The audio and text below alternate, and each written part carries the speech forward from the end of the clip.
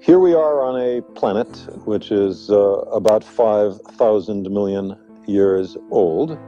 It is part of a galaxy which is perhaps 10 or 12,000 million years old, which is one of perhaps hundreds of thousands of millions of other galaxies. And none of this, planets, suns, galaxies, was around at the time of the Big Bang. At the time of the Big Bang, there was energy, elementary particles, which slowly evolved into the kind of universe we know today. We are the product of a grand evolutionary sequence. We are part of this universe. We are in this universe. But perhaps more important than both of those facts is that the universe is in us. We may only be an advanced breed of monkey, living on a small planet, but we are able to contemplate the universe as a whole, which makes us very special.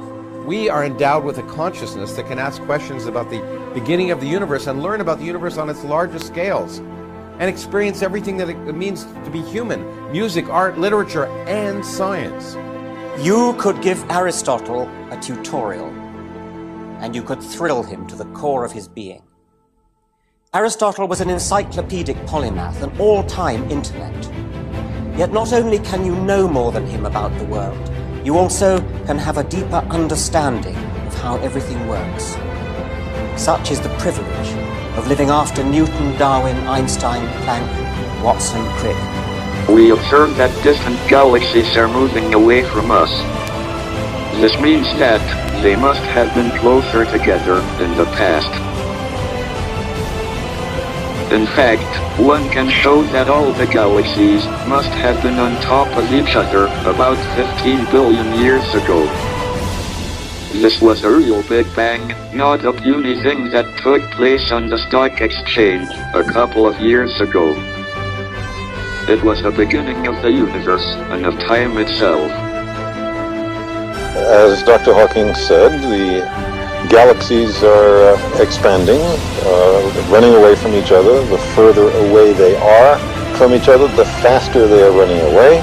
If you run the cosmic movie back into time, you come to a moment, perhaps 15,000 million years ago, in which all the matter in the universe was touching in, if you like, a point. And a key unanswered and perhaps unanswerable question is, where did all of that matter energy come from? What was before that? And if it was made from nothing, who made it? And who made the maker?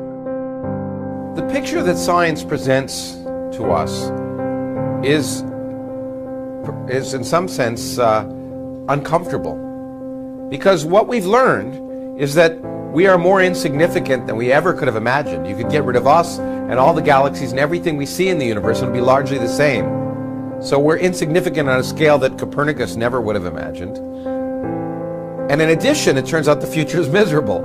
So the two lessons that I like to give is, first, we're insignificant, and second, the future is miserable. Now you might think that should depress you, but I would argue that in fact it should embolden you and provide you a different kind of consolation.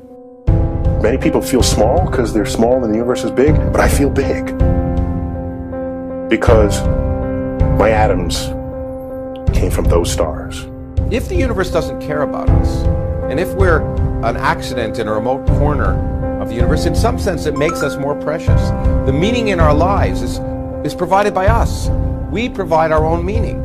And we are here by accidents of evolution and the formation of planets, and we should enjoy our brief moment in the sun. We should make the most of our brief moment in the sun, because this is all we have.